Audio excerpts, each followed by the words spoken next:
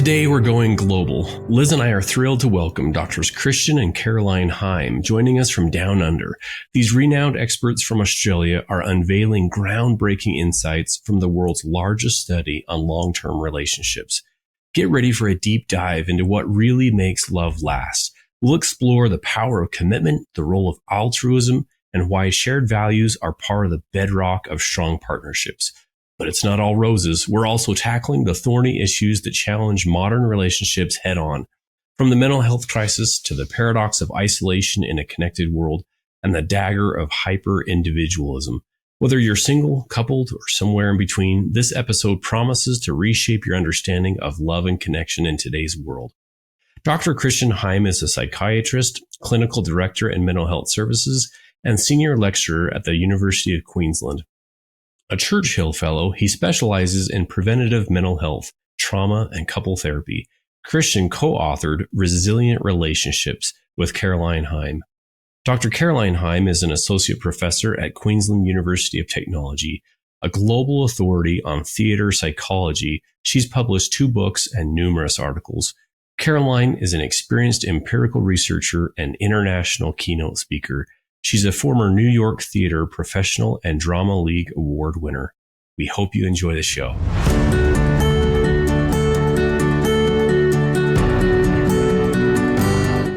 Hey friends, welcome to another episode of the Stronger Marriage Connection podcast. I'm Dr. Dave here at Utah State University alongside our therapist, Dr. Liz Hale, and we are doing our best to bring you the best we have in research and resources, along with some tips and tools to help you create the marriage of your dreams. All right, in today's world, isolation and individualism are on the rise, and mental health struggles are becoming increasingly common, making lasting relationships more challenging than ever. But what if we had, Liz, insights into what makes relationships truly resilient? Well, joining us today from down under, all the way from Australia, are Doctors Christian and Caroline Heim, here to share their groundbreaking research and discuss their new book, Resilient Relationships. Welcome to the show. We're thrilled to have you with us. We're really happy to be here. Thank you for inviting us. Yeah, we're thrilled to be here. Thanks very much, Dave. Thanks very much, Liz. I love the title of this book. Yes. Resilient Relationships. It's great, Dave, isn't it? It is. It is. Yeah, we're going to dive into exploring all this. Before we get too far into this, though, I'd love to hear a little bit of your stories. Are you both from Australia? What got you into this area? Okay, so that's actually a really good question, and we haven't quite figured it out ourselves, Dave. I mean, we've been together a long time, 33 years. We grew up close to each other, but we're actually in very different worlds. And it's really this book that's brought us together. Yes. So I'm actually a university professor in theatre, and Christian, of course, is a psychiatrist. But theatre deals with relationships. So and I was looking in my books on the psychology of relationships. So this was just a natural progression that we started working together and interviewing couples for this book. So technically speaking, for the study, Caroline was the one with the methodology that we needed to put a study like this together. Oh, awesome! Oh, that's so interesting. And drama. I mean, that's certainly drama and marriage certainly go together, right? For many of us, anyway. I think we can all relate to a little bit of drama. Yeah, that's been our experience. Yeah, that's been our experience. Yeah. Yes. Like a bit of drama, a bit of spice in our life. Yeah, little spice. I like this. Yes, I love it. So you've written this book together, Resilient Relationships, Techniques for Surviving Hyper-individualism, Social Isolation, and a mental health crisis. So, and it's based on the largest global study to date on long-term relationships. I love, as a researcher, I get really excited about this. And so tell us a little bit about the people you interviewed, a little bit about the study itself, the sample, the intergenerational questions, those types of things. Yeah, great. Thanks for the question, Dave. So why did we write the book, Christian? Why did we write the book? Okay. So I suppose, Dave, as you know, a study starts as to why do we write the book? And I suppose as a psychiatrist, I have seen a rise in mental health problems, and you wonder why. And one of the biggest things is that I wanted to prevent mental health problems in the first place if I possibly could. So I saw that if we were able to have the information to keep relationships together longer, then there would be less mental health problems, because there's quite a strong correlation. So we thought, gosh, we've got these people around us that have been married for a long time, and we wanted them to share their stories. And that's when we came up with the idea of putting a study together. That's right. But we really wanted to share the stories for younger people that were struggling, or were even just starting out in their marriage. So we thought we can't just go to the older couples with the questions. We need to ask the younger couples, what questions do they have for people that have been married for a long time? So we actually surveyed around 300 younger couples that have been married from about 3 to 15 years. And we asked them the question, if you could ask someone married 40 plus years a question, what would it be?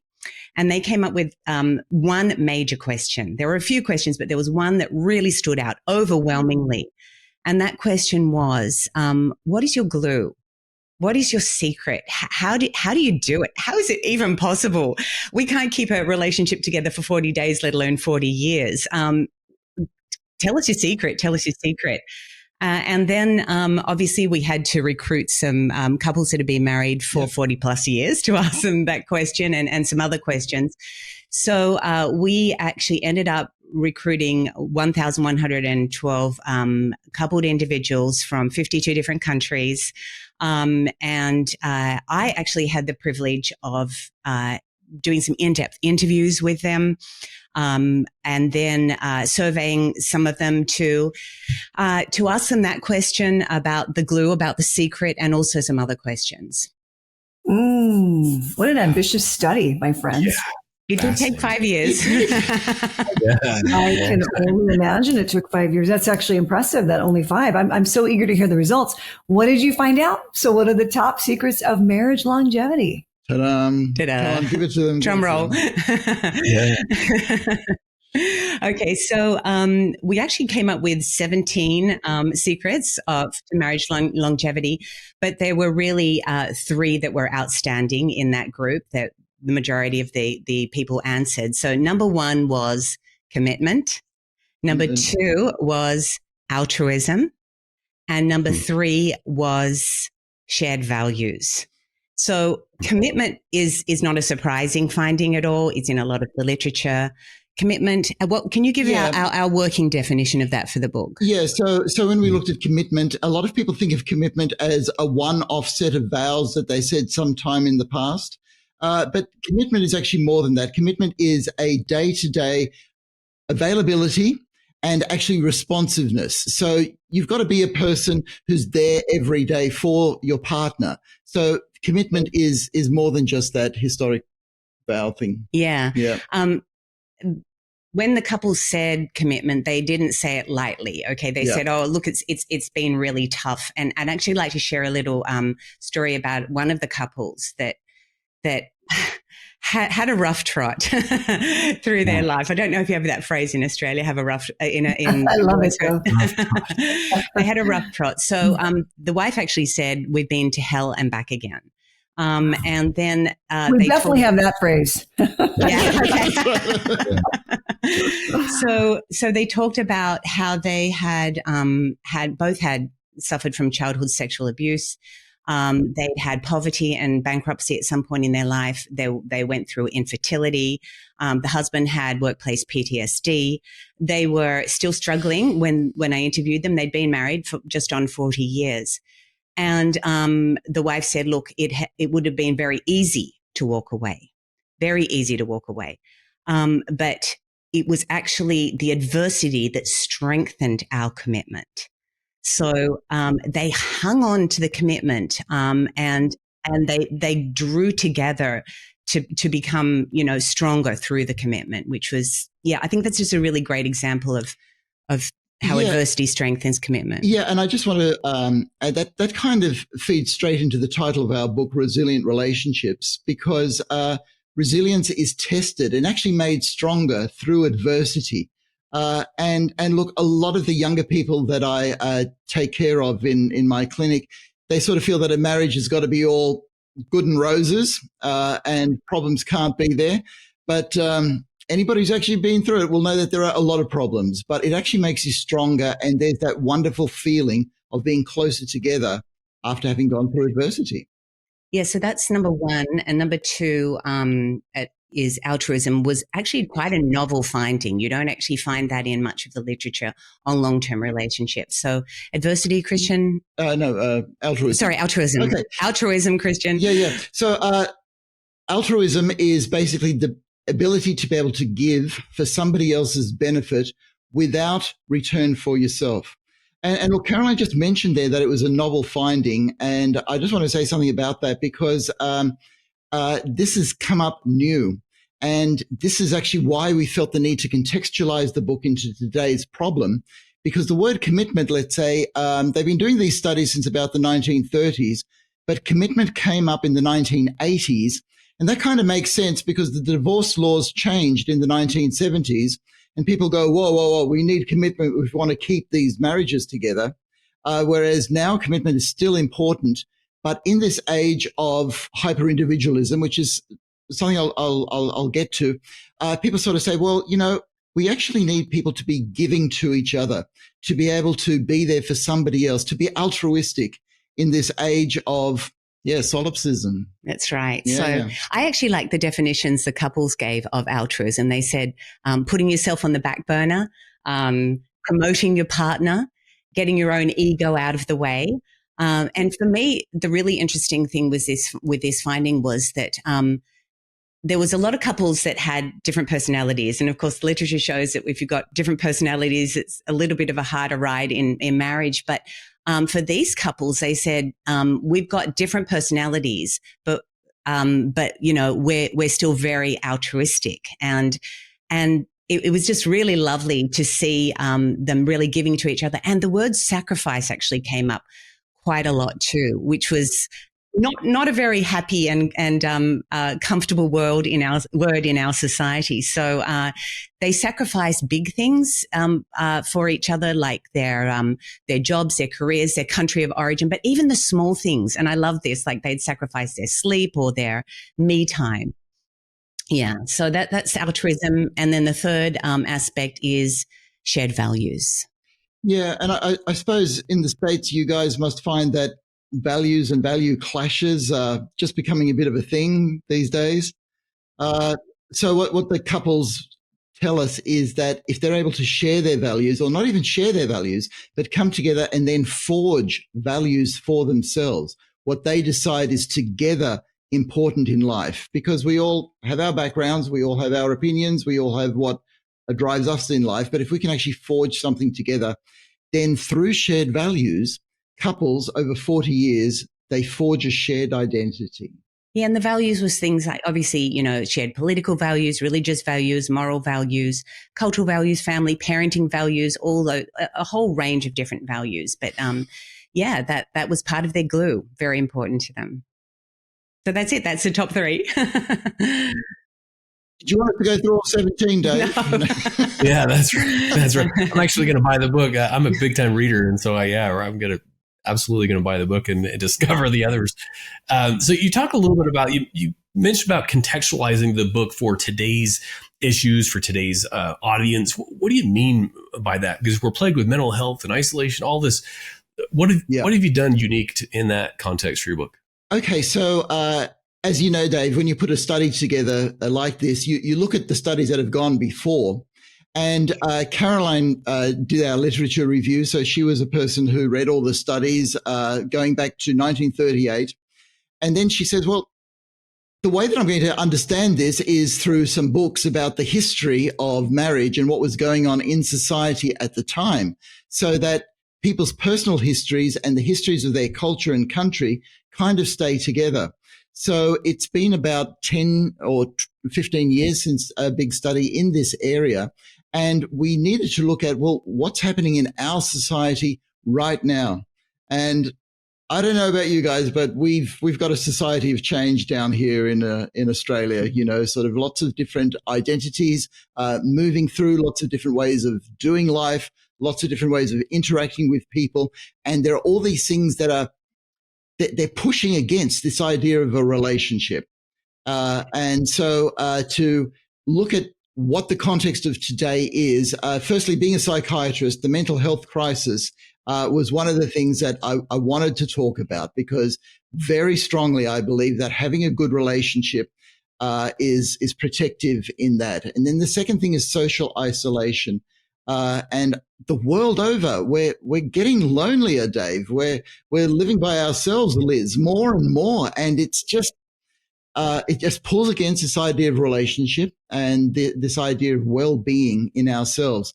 And then the big one was actually hyper-individualism, where we see ourselves as the center of our world. And if you've got two people seeing themselves as the center of their worlds, the question is, can you actually have a relationship?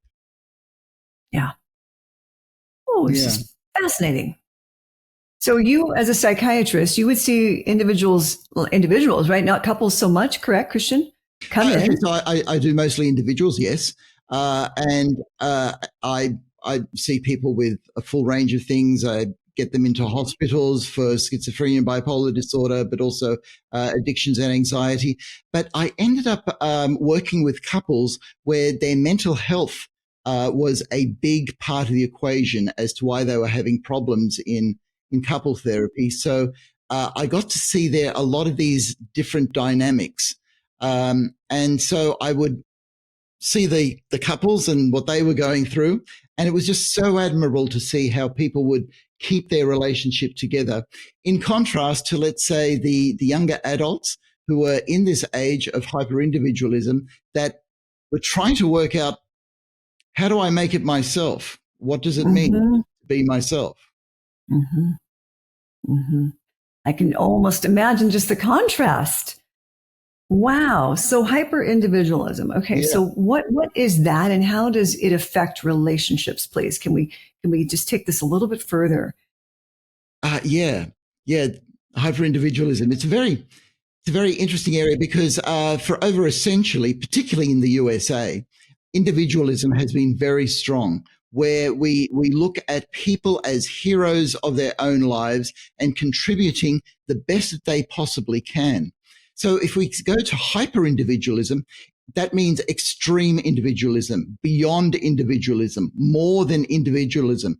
Well, what does that actually mean? Well, that actually means that I'm living my life, and hate to say it, but to hell with society, to hell with what anybody else thinks. Okay. Whereas before, the individualism was in the context of, we're all part of America, we're all doing something here together.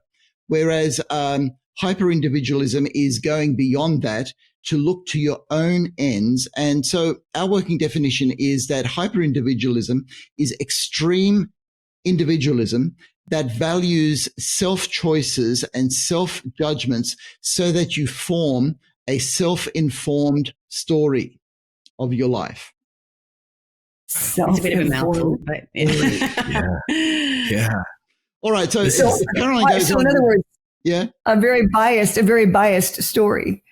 A very biased story.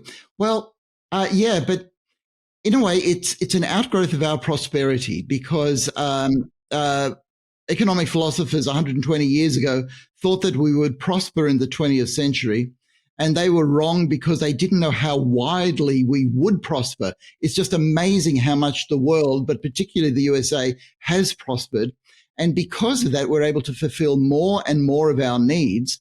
And as we fulfill more and more of our needs, we see that our needs become more important. Then we start fulfilling our children's needs, which means that the children see that their needs are very important. And then we actually start to create artificial needs so that we can keep this whole wonderful economy that we have going. But in that process, the me becomes much more of a center. Whereas Caroline really likes the idea of we rather than me. Yeah, moving from me to we. And that's certainly something that, we talk about in the book, and how you both could work towards we together, not separately, even working towards it together and getting to that point in a triangle. Two me's at the bottom of the triangle, and then a we at the top. So one of our challenges was to see in hyper-individualism, could we get one me and another me working so that they would move upwards and become a we, that they actually belong together and are enhanced themselves through all of that.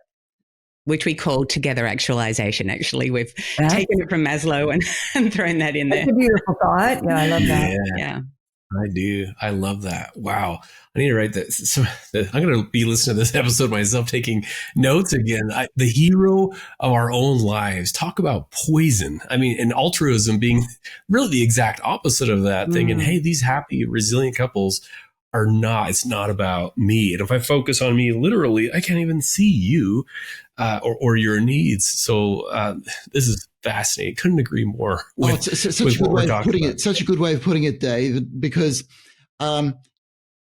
it's amazing how we live in a society now where pleasure is such an important thing. But what I find, and you'll find this in your practice as well, that the people who go for pleasure, Liz, they end up in pain. So how is it that a philosophy like hyper-individualism that is espousing pleasure and self-benefit ends up with a lot of misery? Because there's a lot of unintended side effects. Society tends to focus on the negative. There tends to be a lot of mental illness. There tends to be a lot of narcissism, a lot of loneliness, a lot of loss of relationships. And this is in a society where people want more for themselves. So here's a beautiful secret. The beautiful secret is if you can pull this thing off called a relationship, that means that your hyper-individual self actually gets more physical health, more emotional well-being, more resilience, more happiness, and protection against a whole lot of mental illnesses. And so we kind of say that one of the most selfish things you can do is to take care of your relationship. Take care of your relationship. We'll be right back after this brief message.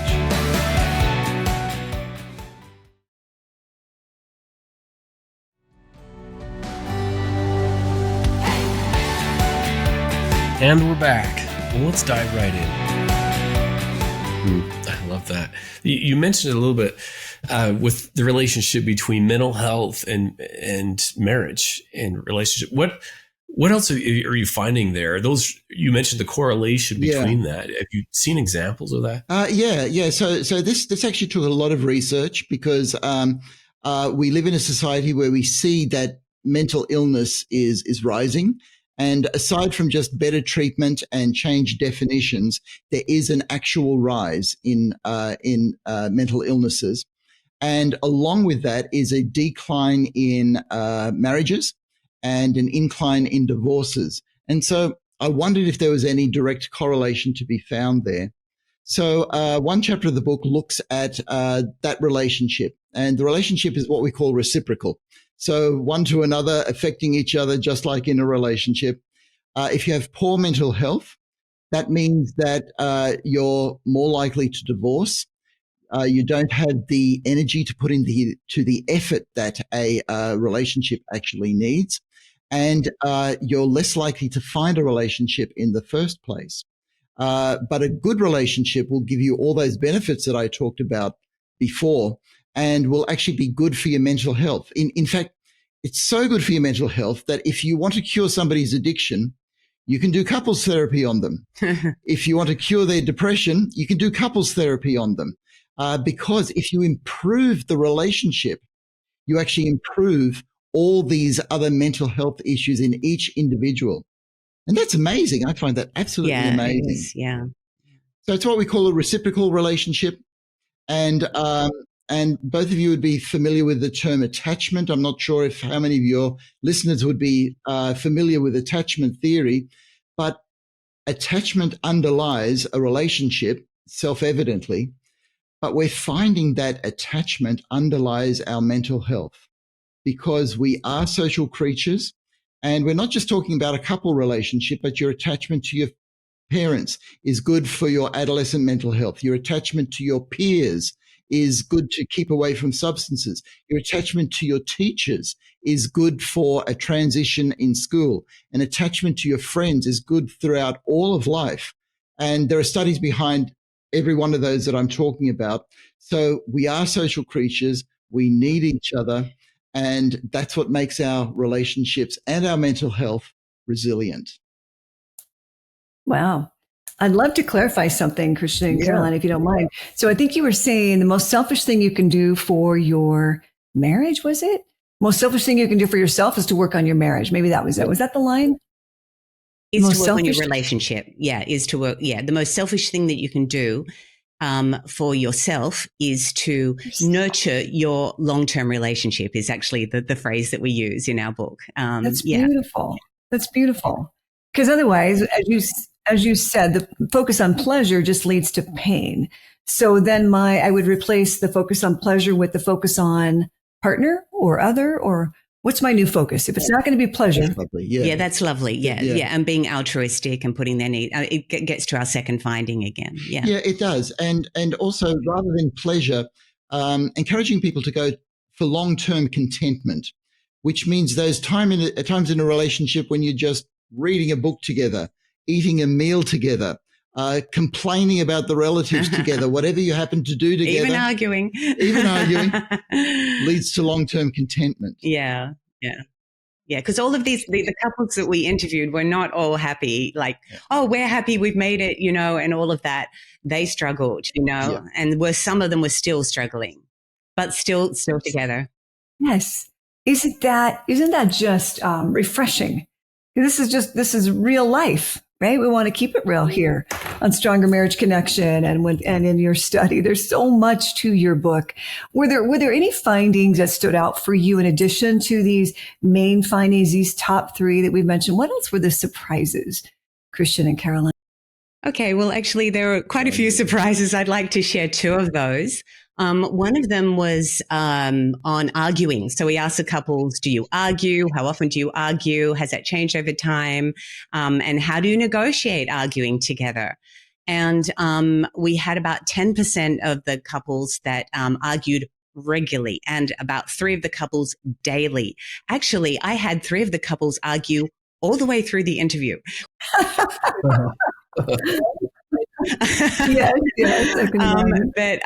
Yes, but really amazing for me to watch.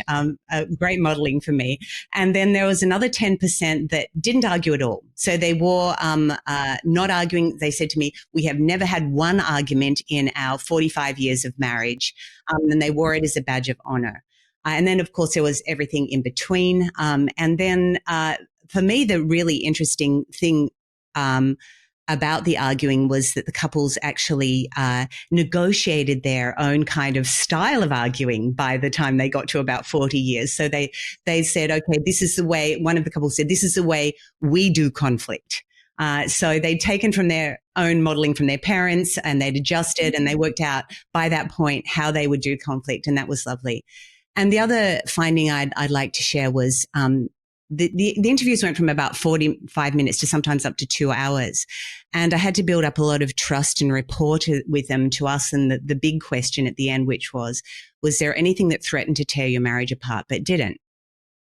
And surprisingly, about 68% of the couples said something had threatened to tear their marriage apart. And this was the moment that I got to hear some really sad stories, some really difficult stories. There was a lot of tears, and it was such a privilege for me to walk through them with that. Some of them shared things for the first time with me that they hadn't even shared with other family members, and they were so courageous.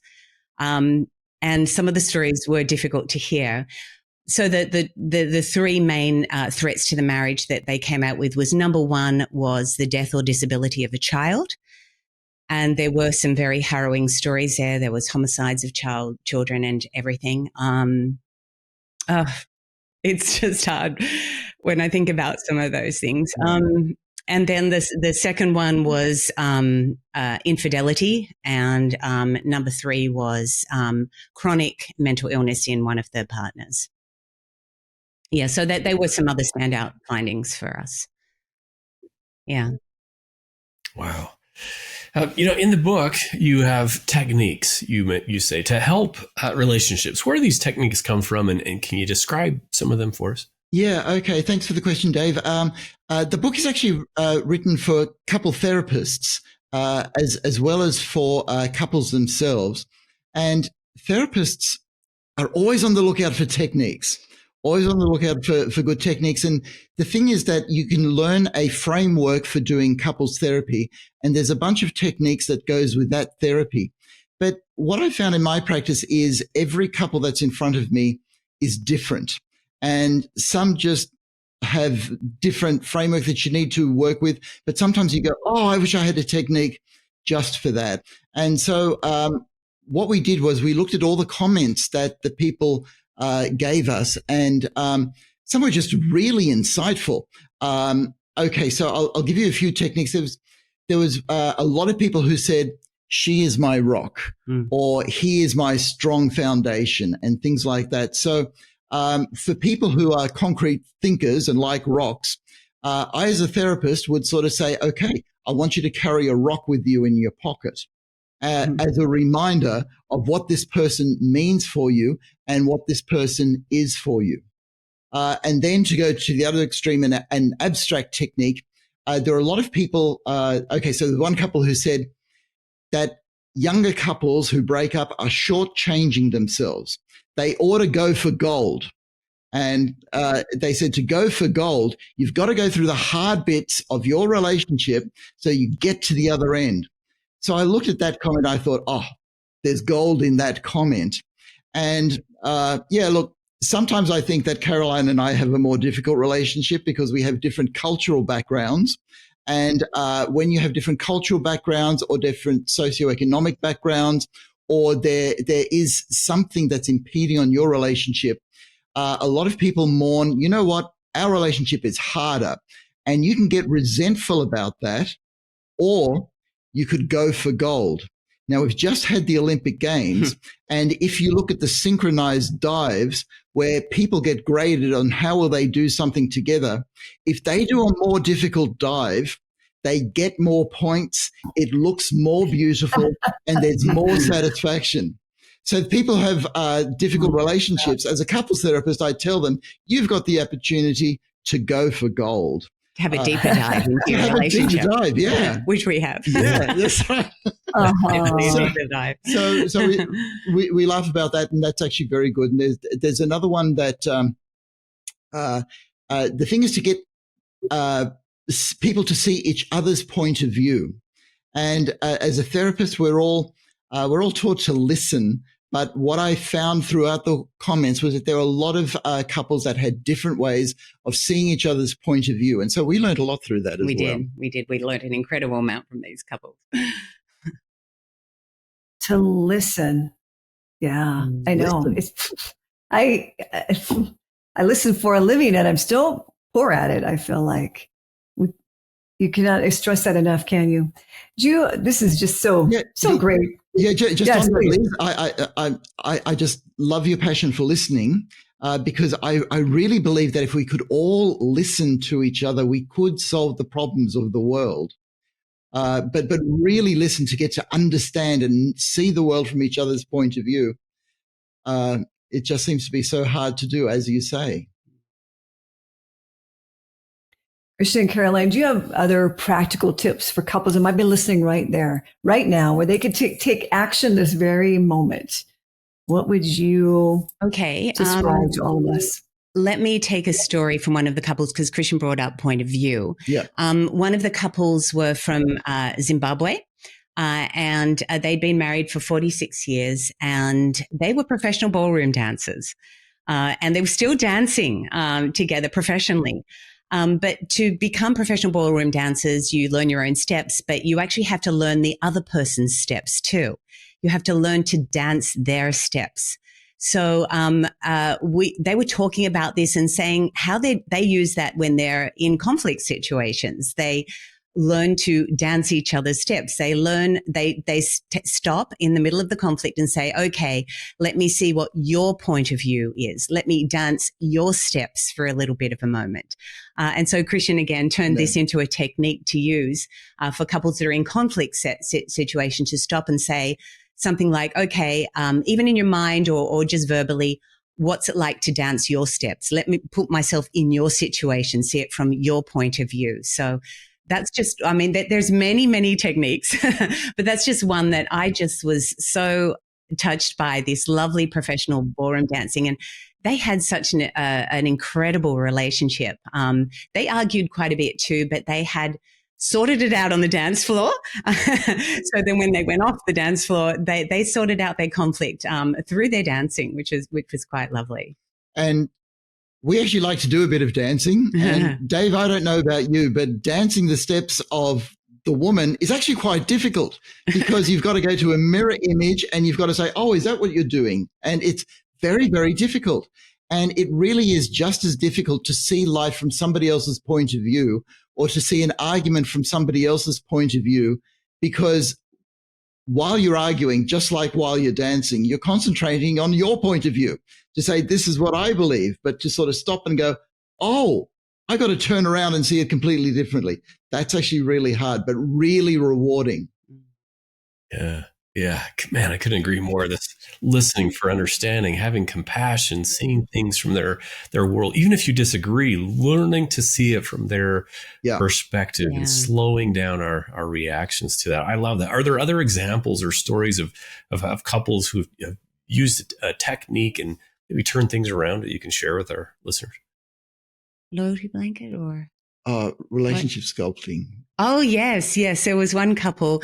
They were both from Germany, actually. And they said to us, oh, this is the way we deal with conflict.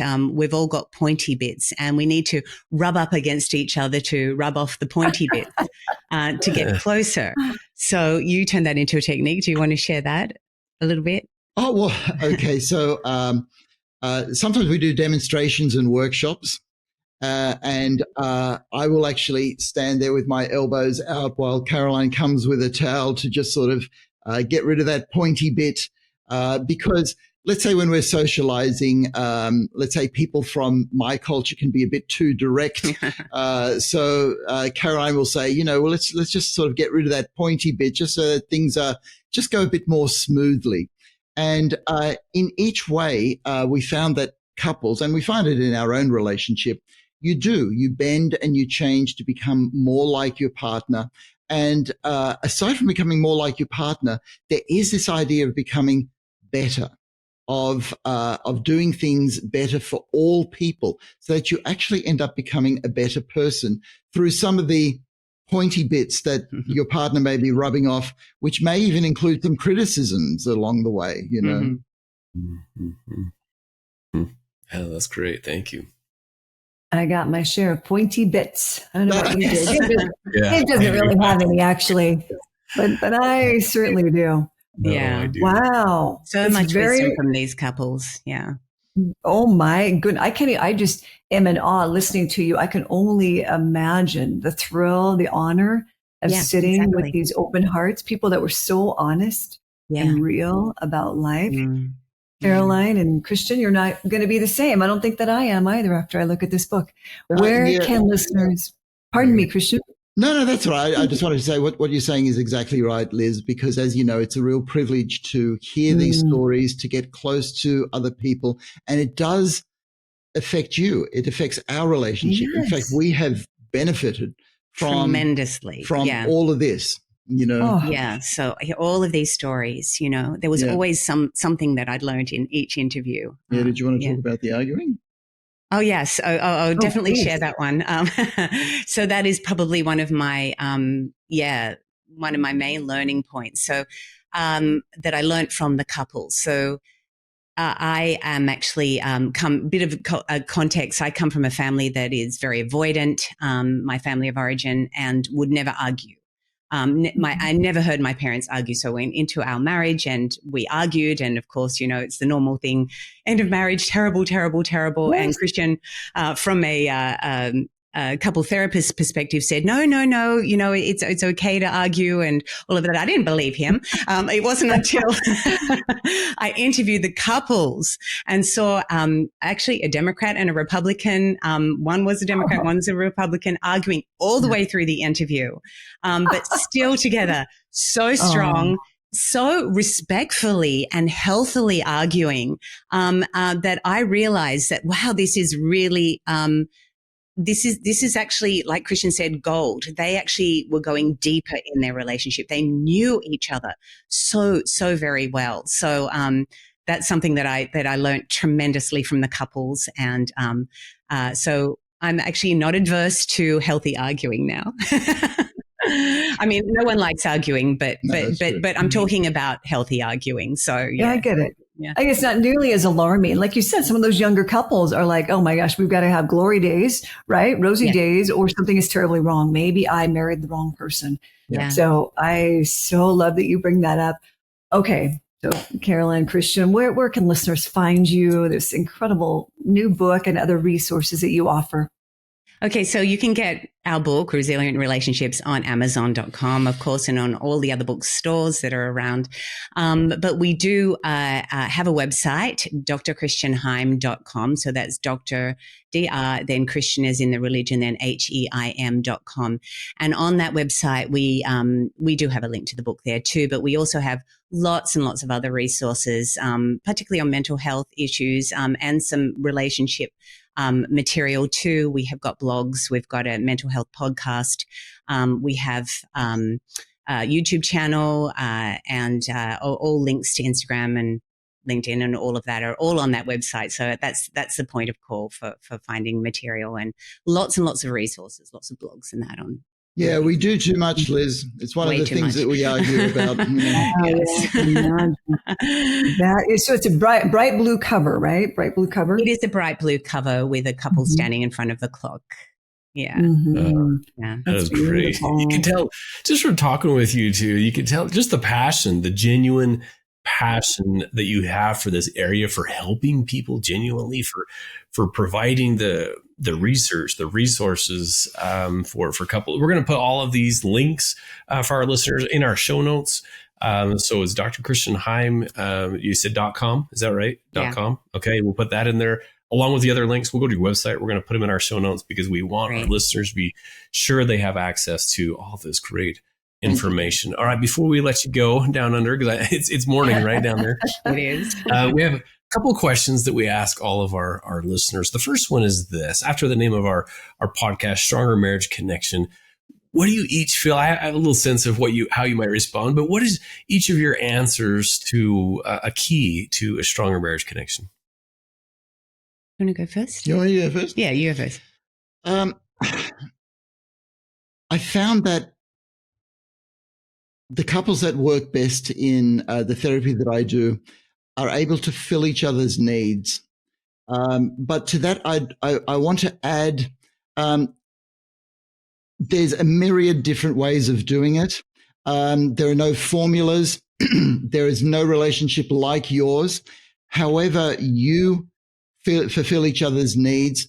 That feeling that you got when you first fell in love, I would actually say to people, trust your brain. Your brain actually knew what it was looking at those early days, and try to get some of that feeling back, because in that there's actually a shared altruism. I actually want to do things for this other person so that I can get closer to them, and that becomes one of the take homes for me. Okay.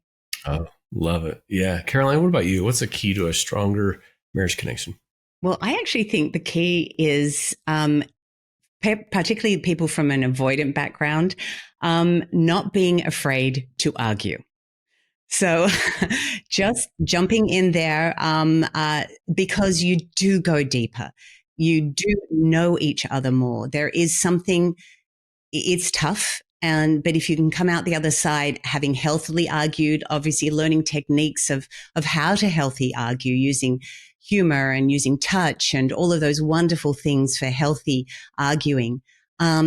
I have just gotten to know Christian so much deeper, and he's gotten to know me so much deeper through giving myself permission to argue, saying it's not wrong. It's difficult to go through it. I'm feeling uncomfortable during this moment, but pushing through that. And you have to be really courageous to do that. But I have benefited tremendously. Our relationship has benefited tremendously from doing that.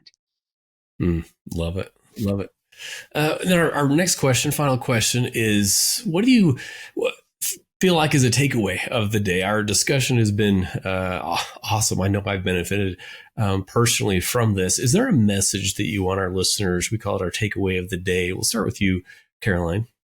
Okay, so takeaway of the day, I'd say probably is altruism, our second finding, because as I said, it's not much in the literature. And these couples that put the other's needs before theirs, I could see that they had, again, this strong connection. And as we said, it's hard to do that in a society that says that everything's got to be about me and it's about my needs. And if I'm not getting what I want from this relationship, then I'm out of here.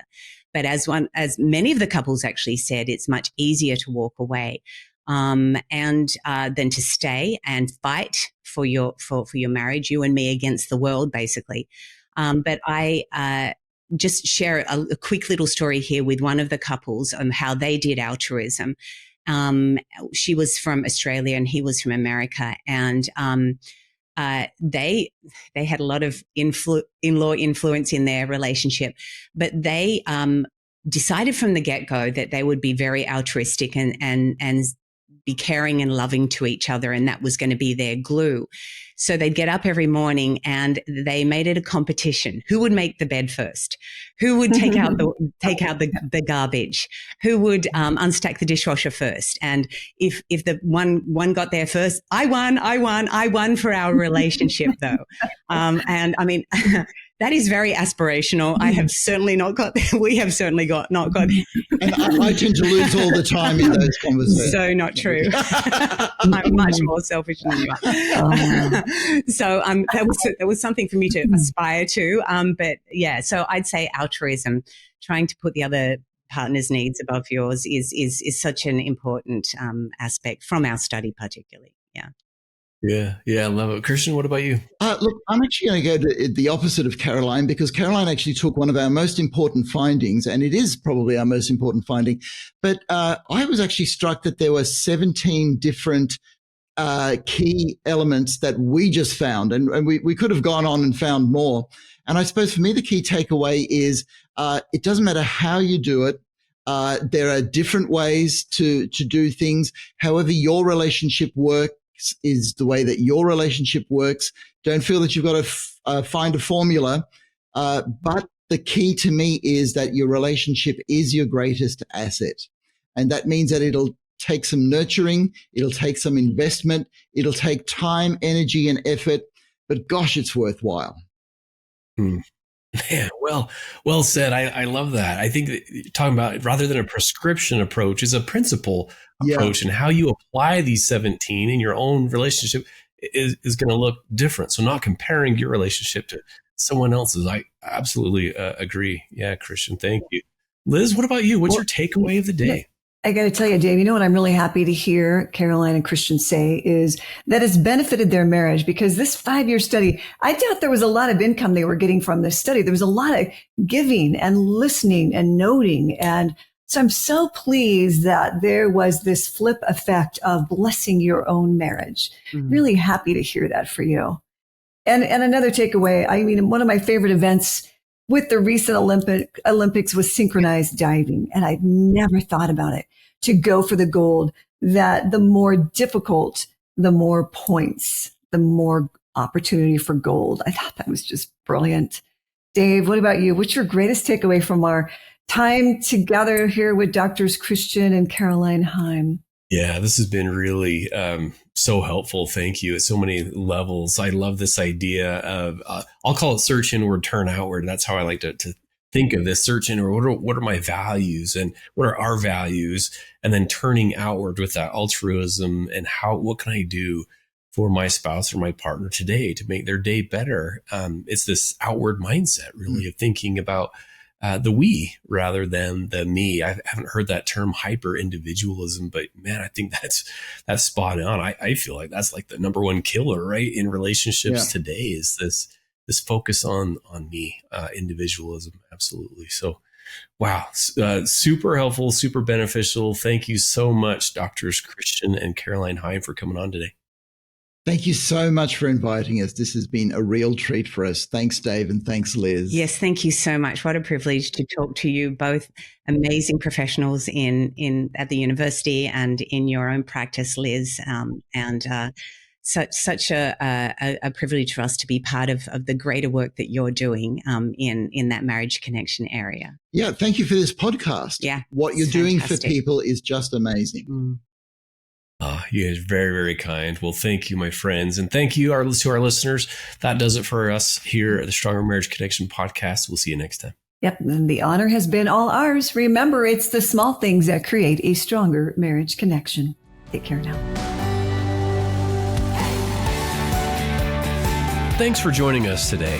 Hey, do us a favor and take a second to subscribe to our podcast and the Utah Marriage Commission YouTube channel at Utah Marriage Commission, where you can watch this and every episode of the show. Be sure to smash the like button, leave a comment, and share this episode with a friend. You can also follow and interact with us on Instagram at Stronger Marriage Life and Facebook at Stronger Marriage. So be sure to share with us which topics you loved or which guests we should have on the show next. If you want even more resources to improve your marriage or relationship connection, visit strongermarriage.org, where you'll find free workshops, e-courses, in-depth webinars, relationship surveys, and more. Each episode of Stronger Marriage Connection is hosted and sponsored by the Utah Marriage Commission at Utah State University. And finally, a big thanks to our producer, Rex Polanis, and the team at Utah State University, and you, our audience. You make this show possible.